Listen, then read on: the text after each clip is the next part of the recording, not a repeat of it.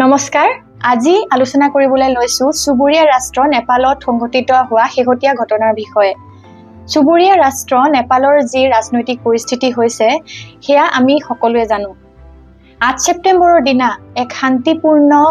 প্ৰতিবাদ হৈছিল জেনজি সকলে কৰিছিল আৰু সেই শান্তিপূৰ্ণ প্ৰতিবাদত চৰকাৰী গুলিচালনাত 19 জনতকৈ অধিক লোকৰ মৃত্যু হয় তথা 354 জন লোক আঘাতপ্ৰাপ্ত হয় নেপালত এই পৰিস্থিতি কিয় হৈছে নেপাল এনেকুৱা এখন ৰাষ্ট্ৰ যিখন ৰাষ্ট্ৰৰ শেহতীয়া যদি 15 বছৰৰ কথা চাই দেখিব নেপালৰ এই 15 বছৰীয়া ৰাজনৈতিক ইতিহাসত 12 বাৰ চৰকাৰ সলনি হৈছে অৰ্থাৎ 8 ছেপ্টেম্বৰৰ দিনা যে প্ৰতিবাদ হৈছিল সেই প্ৰতিবাদ কোনো তৎকালীন কাৰণৰ কাৰণে হোৱা প্ৰতিবাদ নহয় এতিয়া আমি এটা কথা জানো যে নেপালৰ এই যেটো তৎকালীন এটা তৎকালীন যেটো ক্ষোভ সেই ক্ষোভটো উদ্গীৰণ হৈছিল তাৰ কাৰণটো কি চৰকাৰে 26টাতকৈ অধিক সোশ্যাল মিডিয়া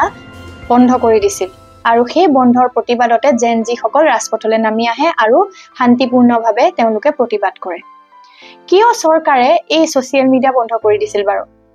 সাধাৰণতে নেপালৰ নৱপ্ৰজন্মই আজিকালি তেওঁলোকে সোশ্যাল মিডিয়াত এনেকুৱা কিছুমান ভিডিঅ দিছে য'ত চৰকাৰৰ ভ্ৰষ্টাচাৰী স্বৰূপ প্ৰকাশ পাইছে চৰকাৰৰ যেটো তাতে নেতাসকলৰ যি নেপোটিজম তেওঁলোকৰ যি লাক্সাৰিয়াছ লাইফ হেবিলাক তাত দেখা পোৱা গৈছিল আৰু সেই কাৰণে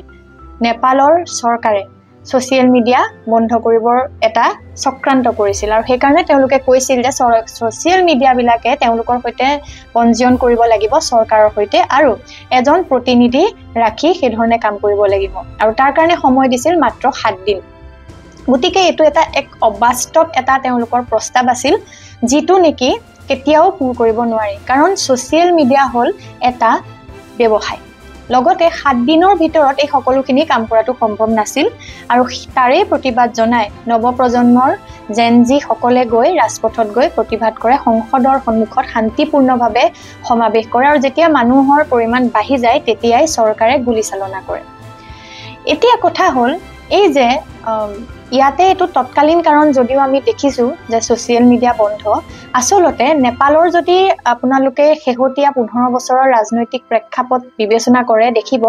শেহতীয়া 15 বছৰত নেপালত 12 বাৰকৈ চৰকাৰ সলনি হৈছে তদুপৰি নেপালত আছে নিবনুৱা সমস্যা নেপালত আছে এক স্বৈৰচাৰিতা আৰু বা আমি ক'ব পাৰো তাতে দুৰ্নীতি ইমান বেছি হৈছে নাইবা তাতে যেটো নেপোটিজম মানে নেতাসকলৰ ল'ৰা ছোৱালী তেওঁলোকৰ যেটো লাক্সাৰিয়াছ লাইফ এই সকলোখিনিয়ে জনতাক ক্ষুব্ধ কৰি তুলিছে আজি অত বছৰে গতিকে এই সকলোখিনিৰ বহিঃপ্ৰকাশ ঘটিলে যেতিয়াই শান্তিপূৰ্ণ যে প্ৰতিবাদ হল তাত চৰকাৰে গুলিচালনা কৰিলে আৰু ফলত প্ৰতিবাদকাৰীসকলে গৈ চৰকাৰী কাৰ্যালয়